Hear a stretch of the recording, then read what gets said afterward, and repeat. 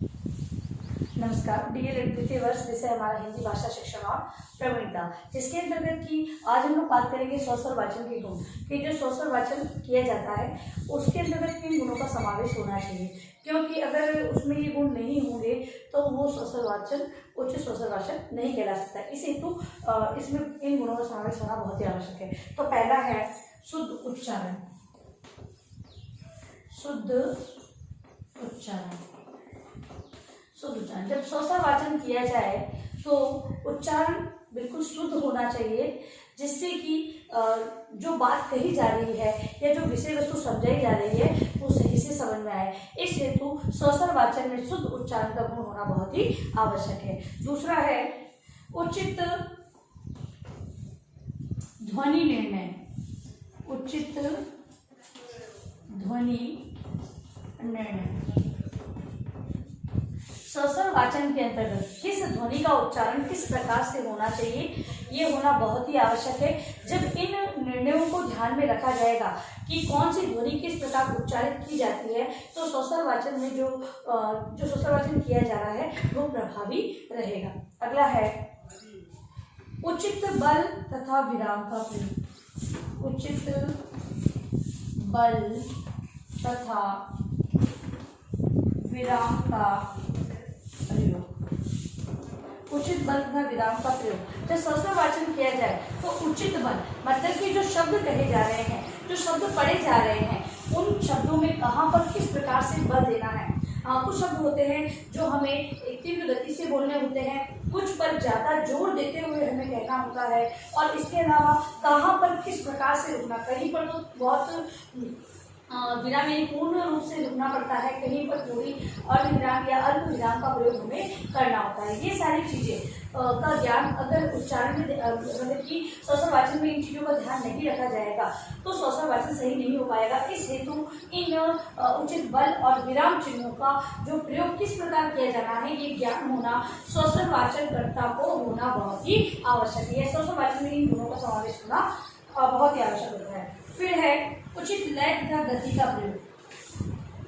उचित लय तथा गति का प्रयोग। उचित लय तथा गति का प्रयोग। जब हम पद्य का वाचन करते हैं तो उसे पूर्ण हाव भाव या लय के साथ गाना होता है। अब इन लय और जो गति है उनको ध्यान में रखकर ही जो स्वस्वर वाचन किया जाता है वो प्रभावी होता है। इस हेतु जो स्वस्वर वाचन के गुण के अंतर्गत लय और गति का प्रयोग भी ध्यान रखने योग्य होता है। फिर है उचित हाव भाव। उचित हाव भाव। उचित हाव भाव के अंतर्गत जो स्वस्वर वाचन करता है और इस गुण को अपना लेता है, जैसे कि कोई भी बात कही जा रही है स्वस्वर वाचन के अंतर्गत, मान लो पढ़ते पढ़ते कहीं पर हमें हाव भावों का प्रदर्शन करना है तो वो भी बहुत ही ध्यान रखने योग्य होता है। अगर स्वस्वर वाचन में हाव भाव संबंधित गुण समाहित नहीं होता है तो वो पढ़ना प्रभावी नहीं रहता है। इस हेतु स्वस्वर वाचन में उचित हाव भाव को ध्यान में रखना बहुत आवश्यक है। फिर है उचित वाचन मुद्रा। उचित वाचन मुद्रा।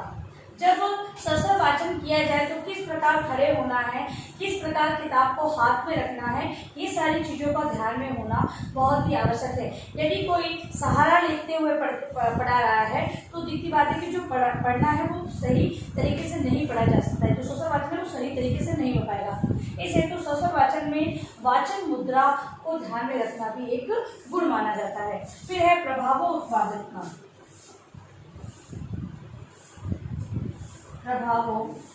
उत्पादकता।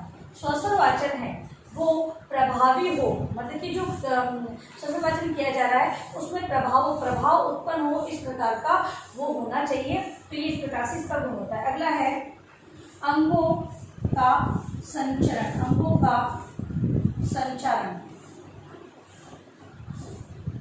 जहाँ पर समझाने हेतु हाथों का प्रयोग किया जाता है वहाँ पर स्वस्वर वाचन में हाथों का प्रयोग करना है। कहीं पर गर्दन या सिर को हिलाना है तो वो भी अंगों का जो संचारण है वो करते हुए स्वस्वर वाचन किया जाता है। तो ये स्वस्वर वाचन के अंतर्गत अंगों के संचार संबंधित गुण भी समाहित होना चाहिए। फिर है स्वाभाविकता। स्वाभाविकता। स्वाभाविकता का गुण मतलब कि जो स्वस्वर वाचन किया जा रहा है वो उसमें बनावटीपन नहीं होना चाहिए। जो स्वस्वर वाचन करता है वो अपने स्वाभाविक गुण को अपनाते हुए स्वस्वर वाचन करें। मतलब कि वहाँ पर जाकर किसी के जैसे पढ़ना या फिर किसी को फॉलो करना, ये सारी चीजें नहीं होनी चाहिए। स्वाभाविकता का मौलिक रूप से स्वस्वर वाचन करना चाहिए।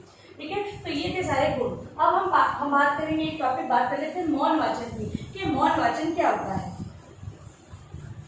अगला जो हमारा टॉपिक है वो है मौन वाचन। क्या होता है मौन वाचन? तो स्वस्वर वाचन के बाद जो दूसरी स्टेप आती है वो मौन वाचन की आती है। और स्वस्वर वाचन की अपेक्षा जो मौन वाचन है उसकी समझने की गति या पढ़ने की गति तीव्र होती है। हम जो मन में ध्यान लगाकर शांत वातावरण में अपने मन ही मन किसी चीज को पढ़ते हैं तो हम तेजी से पढ़ते, आंखों की गति से उसे हम तेजी से पढ़ते चले जाते हैं। आइए हम लोग मौन वाचन के बारे में कुछ संबंधित जानकारी प्राप्त करते हैं। तो स्वस्वर वाचन के पश्चात स्वस्वर वाचन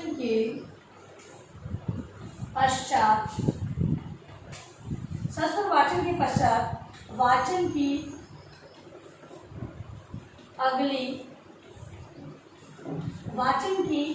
अगली अवस्था मौन वाचन। वाचन की अगली अवस्था मौन वाचन है। इस वाचन में पाठक दृष्टि विराम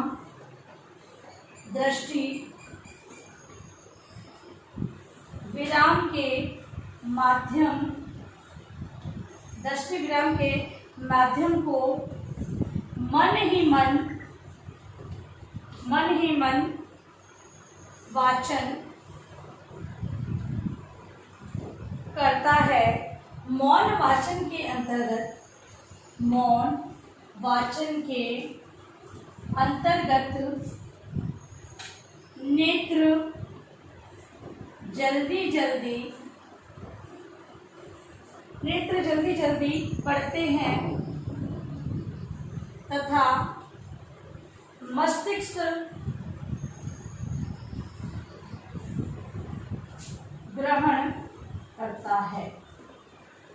इसमें जो पढ़ने की, अब जब मुख से उच्चारण करते हुए पढ़ते हैं वो स्वस्वर वाचन कहलाता है। और जो मौन वाचन है यहाँ पर हम नेत्रों के माध्यम से, नेत्रों की जो दृष्टि होती है उसके माध्यम से हम लोग मन ही मन वाचन करते हैं। और जो मौन वाचन है उसमें नेत्र जल्दी पढ़ते हैं और मस्तिष्क का कार्य भी यही होता है कि जल्दी उसके अर्थ को ग्रहण करें। तो मौन वाचन की गति है वो स्वस्वर वाचन से तीव्र मानी गई है। ठीक है, तो अब अपना गृह कार्य प्रश्न आप लोग लिखें। स्वस्वर वाचन के गृह कार्य प्रश्न में आप लोग एक ही टॉपिक आज करके लाएंगे। नेक्स्ट वीडियो में जब हम उसे आगे समझेंगे तभी आपको वो करना है, जो नेक्स्ट टॉपिक करना है। ठीक है, तो स्वस्वर वाचन के गुणों को स्पष्ट करें। स्वस्वर वाचन के गुणों को स्पष्ट आपको अपनी उत्तर पुस्तिका में इस प्रश्न को उत्तर के रूप में लिखना है, गृह कार्य प्रश्न के रूप में। और अंत में इस महामारी के दौर में कम से कम आवश्यक कार्य होने पर घर से बाहर निकलते 3 बातों का विशेष ध्यान रखें। मास्क लगाएं, सोशल डिस्टेंस बनाएं और हाथों को बार-बार सैनिटाइज करते रहें। सुरक्षित रहे, सभी का ध्यान रखें।